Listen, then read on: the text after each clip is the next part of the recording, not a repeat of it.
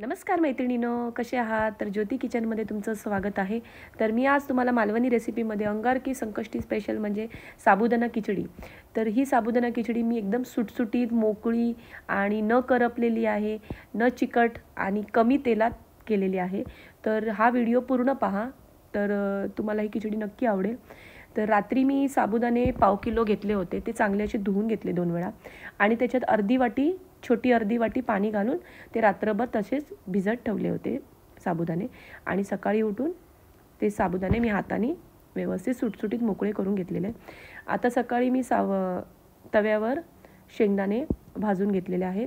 आता ते शेंगदाण्याचं कूट करण्यासाठी मी त्याच्यामध्ये 1 चमचा साखर घातलेली आहे आणि त्याचं कूट करून घेतलं आहे। आता गॅसवर कढई ठेवून ह्याच्यात मी फक्त 2 चमचे तेल घातलेलं आहे।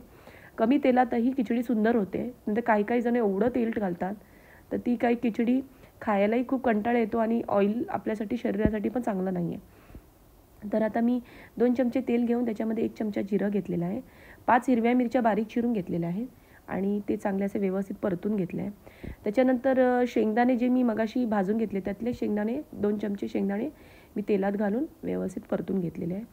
आणि आता हा साबुदाणा घ्यायचा, तो साबुदाणा आधी पॅनमध्ये घालायच्या आधी व्यवस्थित आधी हाताने मोकळा करून घ्यायचा आहे आणि मग घालायचा आहे, डायरेक्टली घालू नका।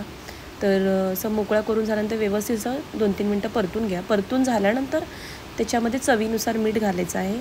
मीठ घालून झाल्यानंतरही जरा व्यवस्थित परतून घ्या। आता हा बघा व्यवस्थित असं परतून झालेला आहे। तर आता मी ह्याच्यामध्ये शेंगदाण्याचं कूट घालते, तर तो शेंगदाण्याचा कूट पूर्ण घालू नका, लगेच अर्धा नंतर घाला थोड्या वेळाने। तर आधी हा थोडा घालून मी व्यवस्थित परतून घेतला आहे आणि परतून झाल्यानंतर मग हा बाकीचा उरलेला तो घालायचा आहे। आता हा व्यवस्थित असा परतून घ्यायचा आहे बघा। तर मी ही कमी तेलात केलेली आहे। काही जणांना शेंगदाण्याचं कूट जास्त आवडत नाही, तर तुम्ही कमी शेंगदाण्याचं कूटही घालू शकता। कमी शेंगदाण्याच्या कुटामध्येही अशीच होते आणि जास्त शेंगदाण्याच्या कुटामध्ये पण ही खिचडी अशीच होणार आहे।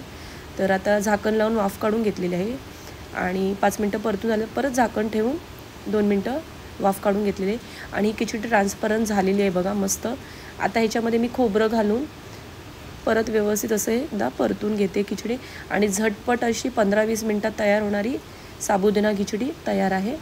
तर बघा एकदम सुटसुटीत झालेली आहे बघा, मस्त ना, एक दाणा दिसतोय खिचडीचा। तर ह्या पद्धतीत तुम्ही नक्की करून पहा, तुम्हाला नक्की आवडेल। आणि बघा मस्त अशी खिचडी खायलाही खूप सुंदर आहे। तर माझा पूर्ण व्हिडिओ बघितल्याबद्दल धन्यवाद। असेच माझे व्हिडिओ पाहत राहा।